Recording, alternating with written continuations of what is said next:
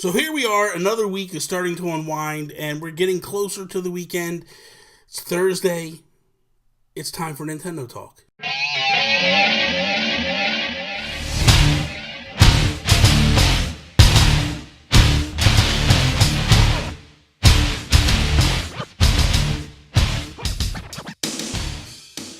What is up, everybody? Bobby here, the Nintendo Guru. Time for the breakdown every day, Monday through Friday, every day in between. I take 5 to 10 minutes to take the top Nintendo news of the day, talk about it, discuss it, break it down, give my opinions on it. So, here we go. First story I want to talk about is probably going to be a little controversial depending on what side of the fence you lay on here. Injustice 2 launched PS4, Xbox One. Today, a lot of Nintendo sites are clamoring that Ed Boon had referenced this with the potential of bringing it to the Nintendo Switch. So here's what Ed officially has said.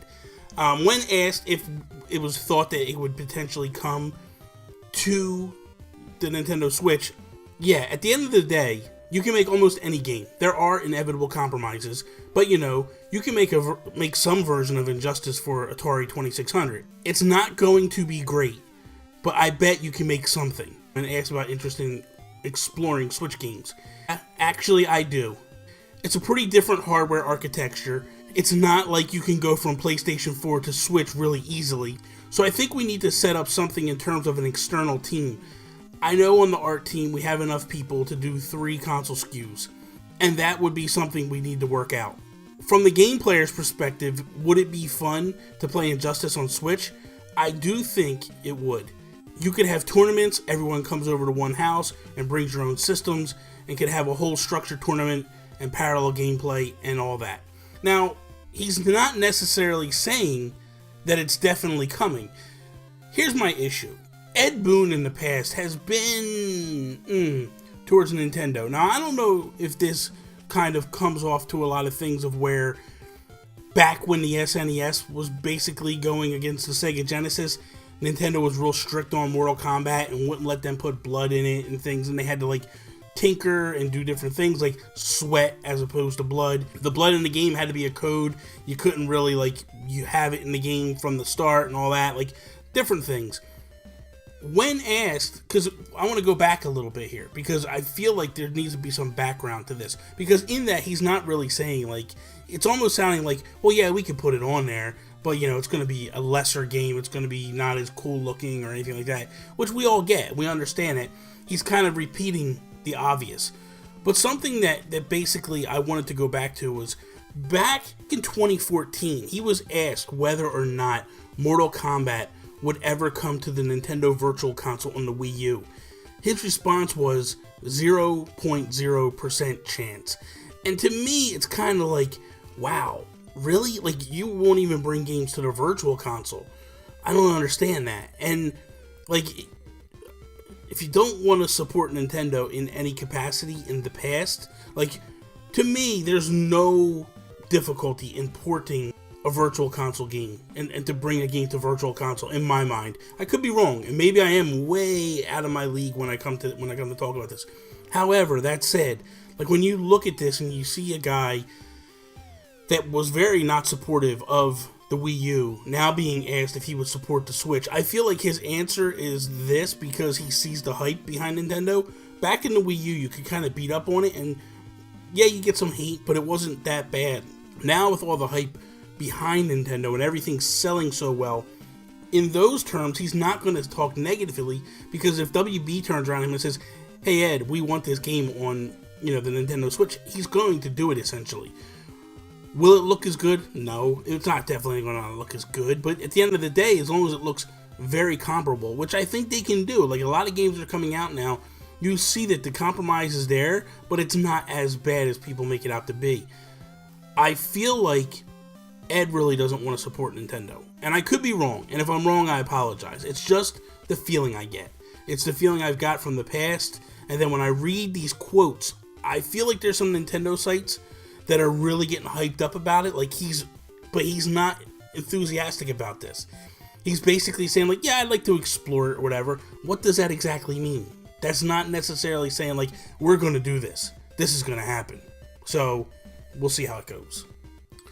So, recently, Square Enix was asked, why is the Secret of Mana remake not coming to the Nintendo Switch? Long and short of it, they were basically saying, like, the development for this title began before the Switch was announced. So it was definitely beyond our expectations to see the level of anticipation for the release on that platform grow this much. They're not shutting the door, however. They're basically saying, in terms of our current circumstances, we are unable to immediately state that this will become available on the Switch. But we hope to continue listening to various requests from fans. They also went on to kind of talk about a sequel getting made, like Secret of Mana 2, the Japanese version of Secret of Mana 2. It could potentially get translated and come west. We do not have any information that can be shared at this moment. I, too, would definitely like to do something about this task. So I would be grateful for everyone to continue to support for the Mana series. So what he's saying, essentially, is keep pushing forward, keep talking about Mana, keep lifting it up, keep getting hyped about it. If we do this, there's a good potential that Square Enix could start listening and convert and port those games over, which I would love, personally. I'm not going to go back on my words. I didn't speak highly of Secret of Mana on another podcast that I did because I felt like the better version is in the SNES Classic. That, to me, I don't feel like this version, I don't feel like pixel art needs to get messed with. I feel like pixel art is kind of timeless, and it can be left alone. Yes, you could do some things like voice acting and stuff, but I don't know how that translates, and I don't know how that looks and how it works out. So, for me, personally, I'm fine with the SNES Classic version that I have of Secret of Mana, although I'm not begrudging people. Like, if this is your thing, more power to you. I don't feel like it's a big thing for this to be missing the Switch. I feel like, get me Secret of Mana on the Switch, the original version. That would be the preferred way I'd like to play it, mainly because I like the portability of it. It's hard to sit here for 30, 40, 50 hours playing an RPG. I don't have that kind of time in my week to do that, or month or year. Like, I'm playing so many games, it's just hard to keep pace and keep moving forward. So we'll see how that all works out. In the end, I do hope that this game does come for one reason only.